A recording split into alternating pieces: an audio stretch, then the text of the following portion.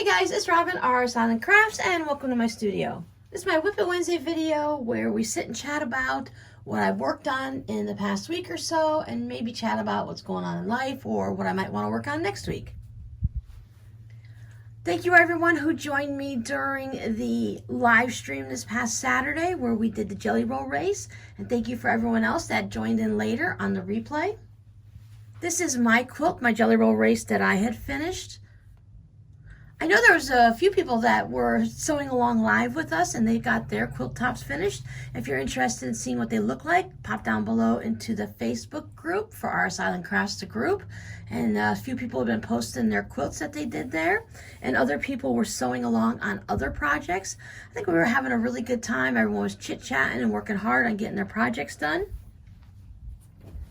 Now this one I made as a handmade jelly roll, not a true jelly roll, but I did cut 40 strips of fabric with the fabric and put it together. As you can see, I did it on the diagonal. But as a practice, the week before, I worked on another jelly roll quilt. This one, I used scraps of various lengths.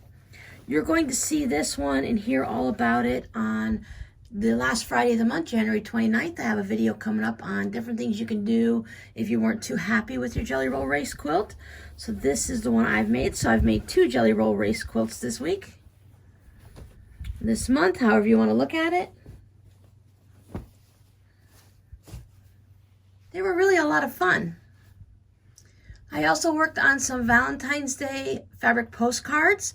I mailed several of them out, but I did remember. I feel so good when I say this one because I remembered, because half the time I will give away, send out, mail, and sell, and whatnot. The items are gone by the time I do my Whip It Wednesday video, because then I forget to record a video. So let me pop in that little video I recorded earlier about the fabric postcards. Before I mail out the fabric postcards, I'm making sure I take a little quick video of them. Some of these are going to be going out for swaps, some as thank yous to my patrons, and thank yous for receiving a fabric postcard. I'll send one back out to you in return, and some will be going in the shop. I don't know exactly which ones will be in the shop, but by the time you see this video, if you just go ahead and pop in and see if there's anything left, then you'll see them, which ones are in the shop. So this is a fabric from my Valentine's quilt that I made for Rob and I several years ago. I finally finished it up not too long ago, probably during my YouTube existence. But this is one fabric that has the hearts. I mean, it does, okay, not everyone's into the skulls with the bow ties, but they don't bother me. Look, they got hearts for eyes, right? That doesn't bother me. And then it has all of these whoop-de-woo things here. I am now sewing these on my Singer sewing machine. I'm sewing the postcard on my regular Juki, but for the cardboard section, I'm doing it on my Singer. So I'm using, I think someone told me it's the blind hem foot. I call it the heartbeat, the blind hem stitch. I call it the heartbeat stitch. I did it in this pinky purple color, mostly because I had a lot of it, and pinky purple goes for Valentine's Day.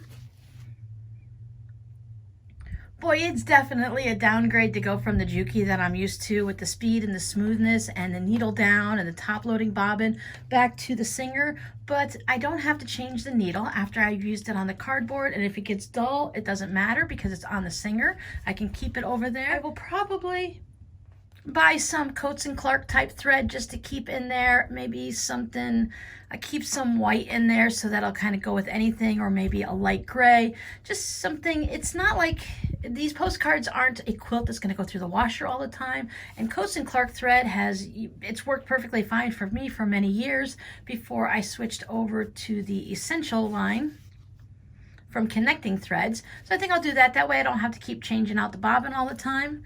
It's got the front loading bobbin where you have the little shuttle and stuff. I'm not used to that. Most of my machines have always had the drop down, which I know it's just easier. Now this technically, I believe, is a Christmas fabric, blessings and love and stuff like that. But I thought, you know what? It kind of also goes with Valentine's Day. So I used a bit of a scrap there, and then some of these. I went to my purple and red bin just to make these. So then I have some red with the swirlies on it, and then I thought the little purses were kind of cute. Again, same stitch all the way around.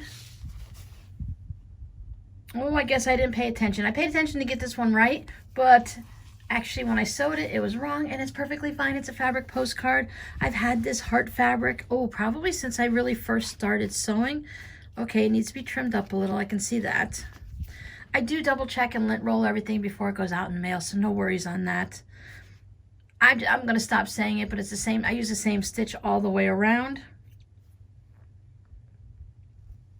I did do the quilting through the batting and stuff over on my Juki before I did it onto the postcard. Someone sent me these fabric scraps, and now doesn't that feel like very romantic and February and stuff like that? So I paired it up with this nice little pink fabric. It's like pink is so many different shades of pink. I mean, I know red and other colors have a lot, but I think pink has a lot of depth and value and color variation and stuff. And I thought these two work nice together. A little Minnie Mouse scraps that were shared with me. She is stylish, but she's in pink, and of course Minnie Mouse is pink anyways with her polka dots. I thought that went really nice with the little chevron. Even though the pinks aren't quite the same, I think it's okay. Again, it's a fabric postcard, right? Some more of that fabric in just different areas of it so you could see it had other fabrics to go with it. So there is the two of them, and I think that pretty well shows you all of the fabrics that were available. Patchwork fabric that you don't have to sew together yourself is always nice. So in one of my little gift packages, I received these hearts that were already cut out with pinking shears. I like that the fabric around it is all rainbowy, so I thought we'll just put that on a simple white background, and then my heartbeat stitches in that pinky purple just works out really nicely along there. It looks like my heart skipped a beat. Haha, that's kind of funny for Valentine's Day, but yeah. It's got a little learning curve when you get a new sewing machine, even though technically I've had it since, I don't know, 2009, 2010 maybe. And then this is a variety of fabrics. I know this one was sent to me along with this one. I had most of these myself, so I kind of mixed in a little bit of your scraps with my scraps.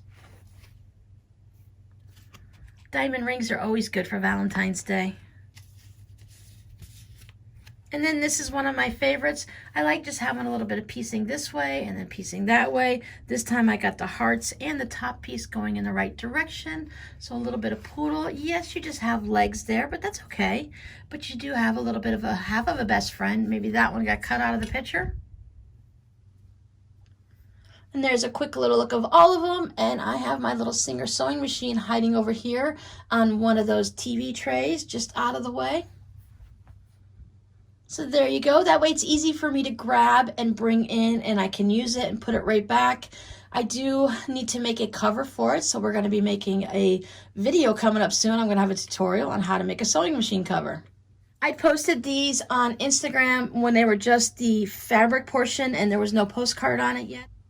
Most times when I post them on Instagram, I get a message or I get a comment, hey, do you want to swap a postcard? So I usually end up swapping one or two of them. So it's nice to go ahead and make a little extra. I only needed to make one at the time, but why make one when the pink ones are just so fun to make and I can make multiple? I started with this guy and then it just moved on from there. So I guess my next holiday now will be St. Patrick's Day, so I need to pull out my green bin. I do have these left that need to go into the shop. I just haven't had a second to actually get it all done. They're all photographed and ready to go. I worked a little bit more on scraps and getting them a little organized this week, and I've also been doing some knitting in the evenings. I'll show you guys my knitting progress in another video. I received a fun package in the mail this week. It actually came during the live stream, which was really nice. There were some scraps in it, but they also included a few handmade items I wanted to show off. This is one of those pocket prayer quilts. So inside you have your little prayer here,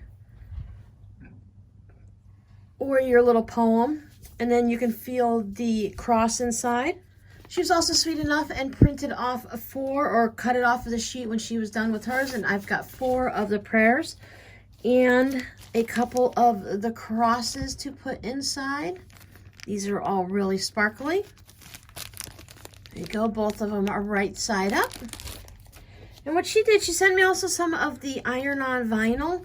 So when she made her little prayer thing here to have the saying on it, she went ahead and she got the paper down and put the vinyl over it so it's protected. So you can easily see the little poem, but it's going to be protected in your pocket. So it's also stitched down and the pinking shares and all of that. So I thought that was a really great idea, so that instead of just having only the little pocket prayer square quilt, that you can also have the little poem on it. Now she just used basic fabric for it and didn't make the little itty bitty quilt, and I think that's perfectly fine. What you're really interested in is the feeling of it, and I think people who carry it in their pockets and stuff, they might just, you know, hold it and rub on it and then do their own little prayerful thoughts and stuff. So they might not actually even see it. So if you're going to keep it in your pocket and all, it's good. I thought that was a really nice idea. Now, along with the discussion on the iron-on vinyl, she made this cute little Rice Krispies Treat zipper pouch. So this is made with the wrapper of the Rice Krispie Treats, the ones you can leave the little notes on them when you put them in the kid's lunchbox or your husband's lunchbox or whatnot. She got the iron-on vinyl, and then she made a little coin purse, so it has a zipper on top with the little tabs on the side, so that's really nice. I thought how cute it is. It's just this tiny little pouch, but it's just so cute. You really don't need very much, because if you put too much change in your purse and stuff, it really weighs it down. So this is enough that you could put your kids' lunch money and stuff in it, and just enough for one day.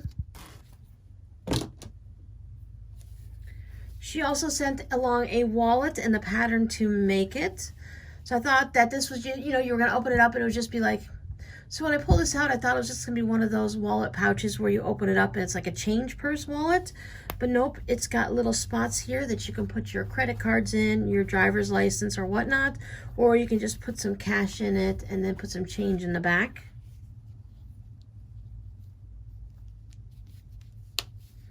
I like how she added the button on top of the snap so that you don't see the thread or anything, and it just adds that nice little extra bit there.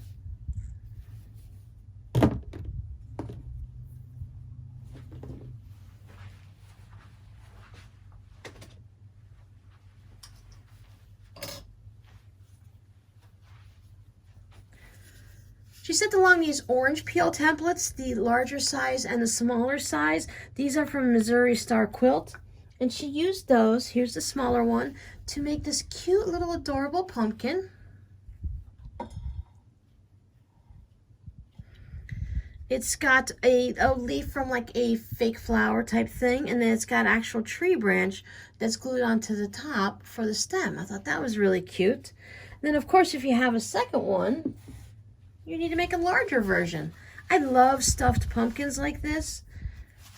I tend to keep these out longer than seasonally acceptable. I don't care. I don't have snow down here in Florida, so I don't think there's a problem with putting a pumpkin out and having it out year-round. We don't really grow pumpkins too much down here because it's way too hot and they tend to rot and go bad. But this looks like it's made from all batiks, and I love batiks. You know, I'm not like this huge orange person, but I love orange things for, you know, Halloween and pumpkin and stuff like that. I thought that was really sweet.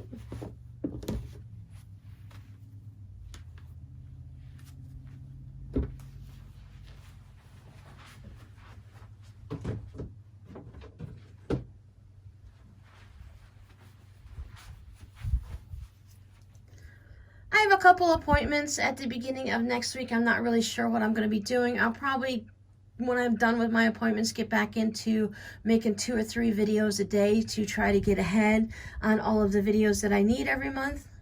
So I know I'm going to be working on my sweater and my socks in the knitting department.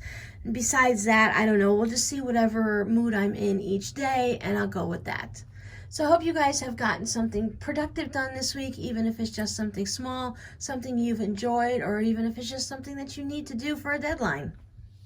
Stay crafty, and I'll see you guys in the next video. Bye!